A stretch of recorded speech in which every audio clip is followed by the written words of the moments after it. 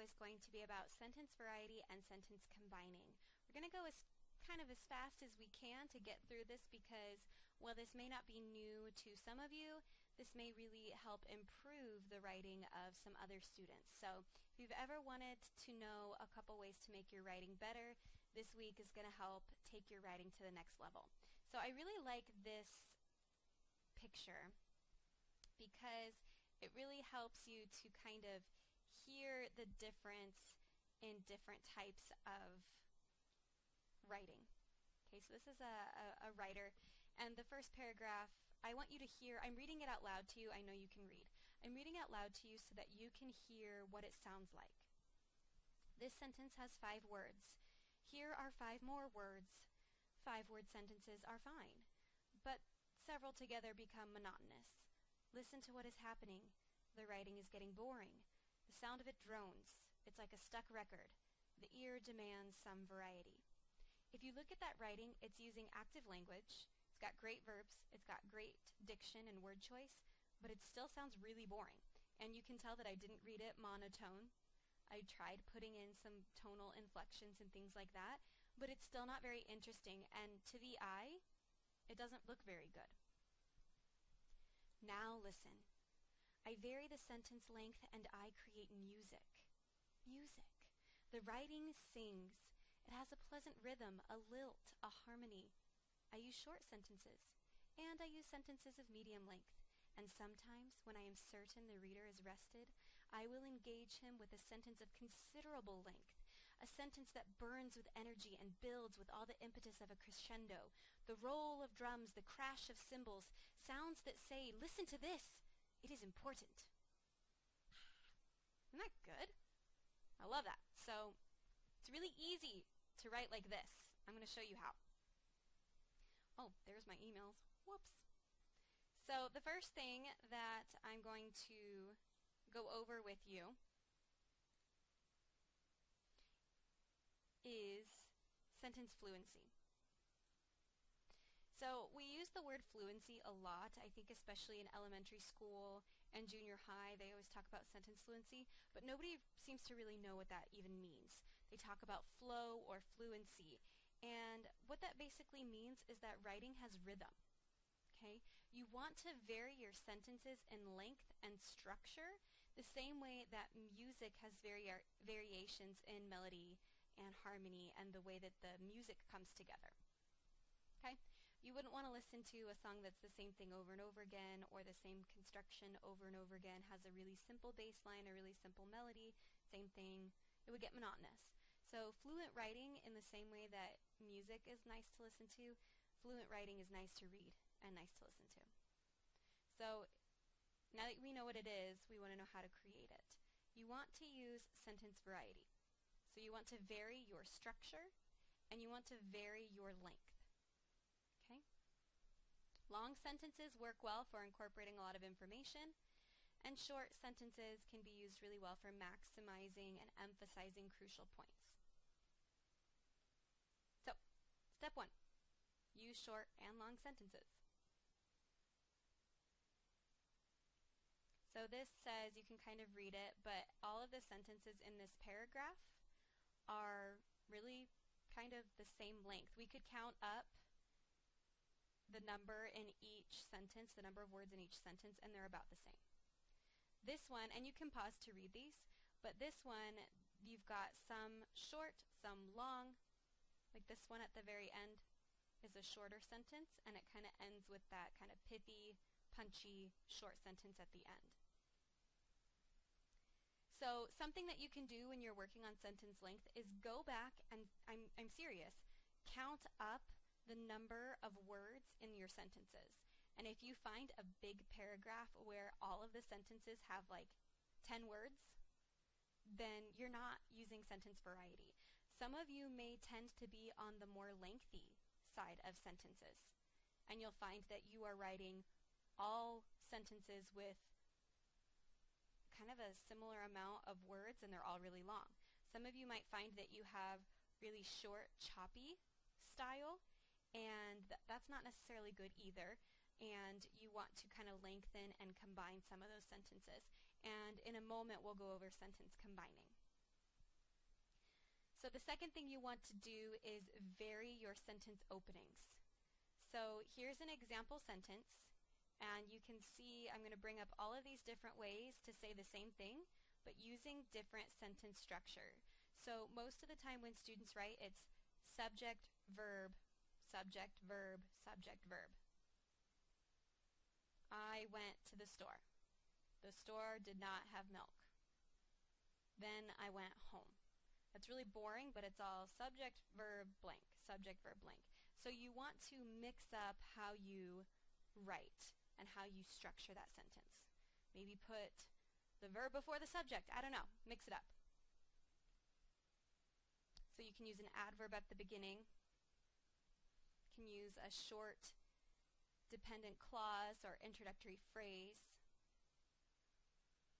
putting the verb at the beginning. Another short introductory phrase or dependent clause.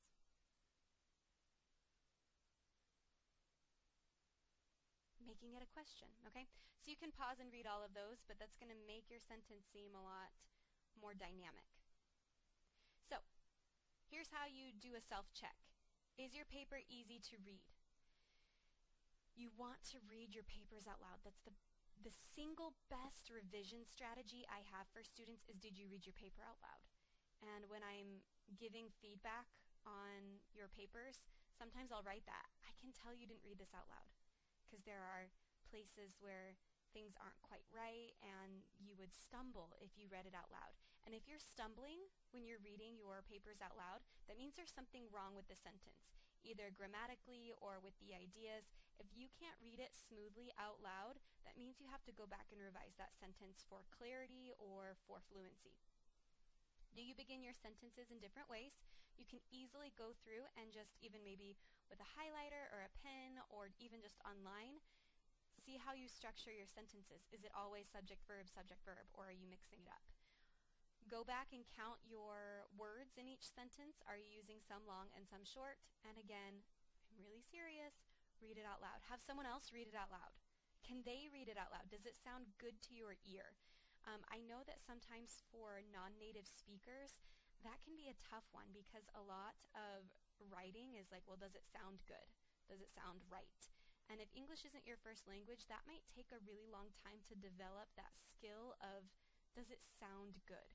But the more you read other people's writing, the more you read your own writing out loud, the more you listen to the language, you'll be able to improve that skill of seeing if things sound smooth when you read them. So that's sentence fluency and sentence variety. Something else I'm going to talk with you about today is sentence combining. And both of these are strategies for better writing. They kind of work together. So they're not separate concepts necessarily, but I teach them separately just so it's a little bit easier to understand. So again, I'm going to read things out loud for you just because I want you to learn what writing sounds like. An unbroken series of simple sentences is dull. It is boring. It is often difficult to read. There is an explanation for this. People have learned to expect variety. They expect it in every aspect of their lives. They like to eat different types of food. They like to wear different types of clothing. They like to read different types of sentences. There is nothing grammatically wrong with these sentences. We actually even have a good mix of long and short. Okay, we do have the same structure. Subject, verb, it is, there is, they like, they like, they like. So we have similar structures, which maybe is why this is boring, but we have length variety, we have grammatical correctness.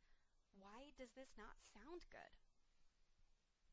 It's because some of these sentences need to be combined. Okay, we need more variety in the structure and things like that. So you can pause this, and I would encourage you to read this out loud and hear the difference in what it sounds like. Now we've got our second revision, and we've actually cut down on the word count and made it into 3 sentences. So we're getting a little bit better here. The third revision I think is the best, and it's actually more words. And then we've got a sentence fragment. Are you allowed to have sentence fragments? Yes.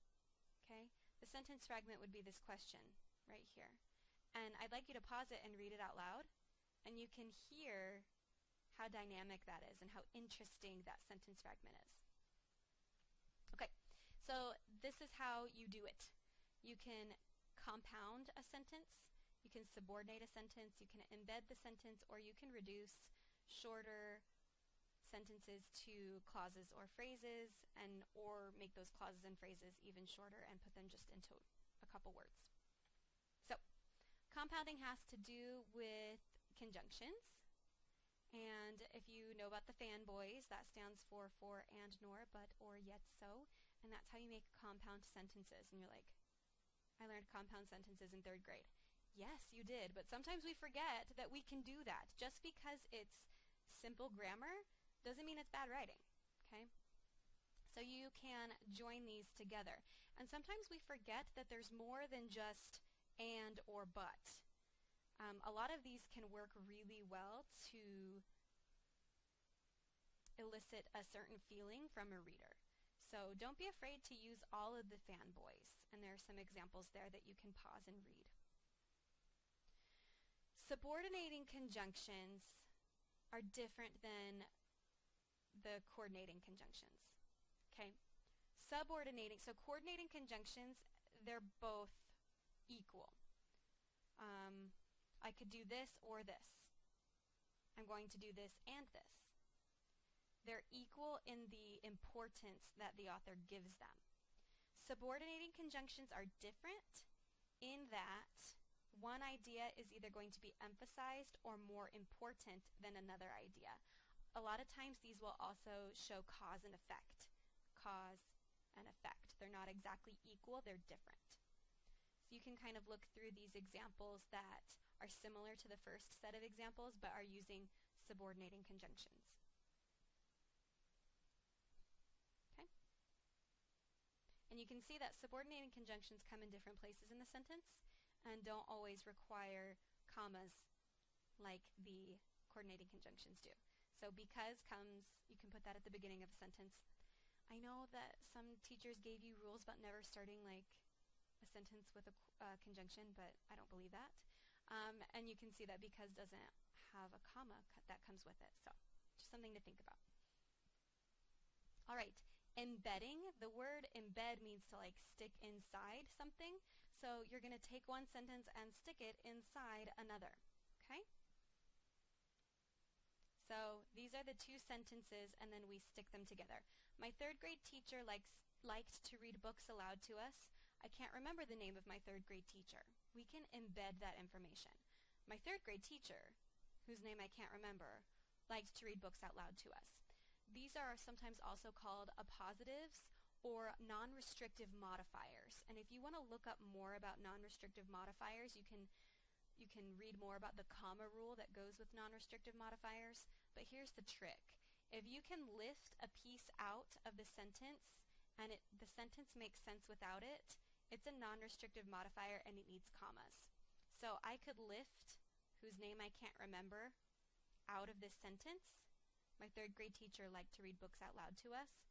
So that little extra information is going to have commas around it. Sometimes I'll call them handles because you could grab those 2 commas and lift out the part of the sentence and it would still make sense.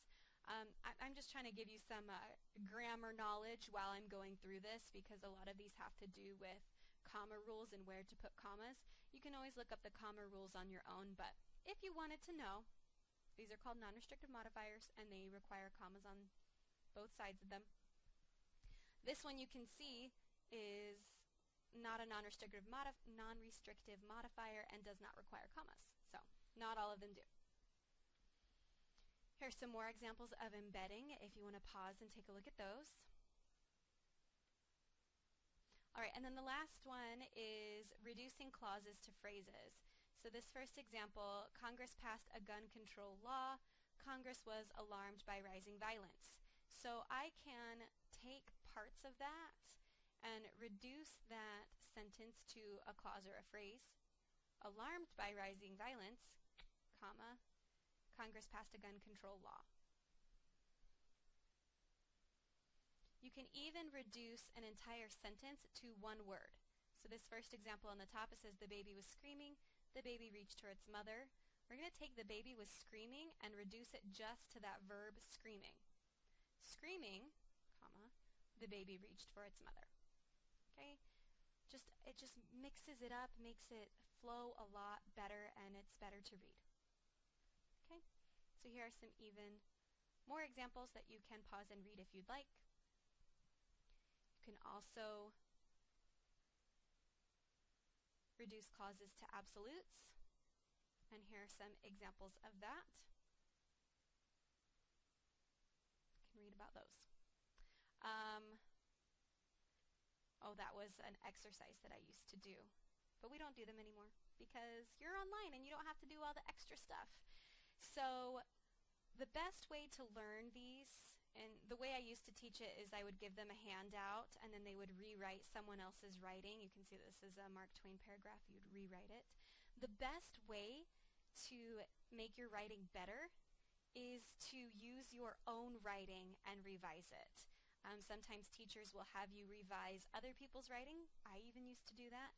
But it's not as effective as applying these strategies to your own writing. So the reason we're doing a week of style and improving your actual writing is because my hope is that you're going to take this knowledge and apply it to the paper that you're currently writing.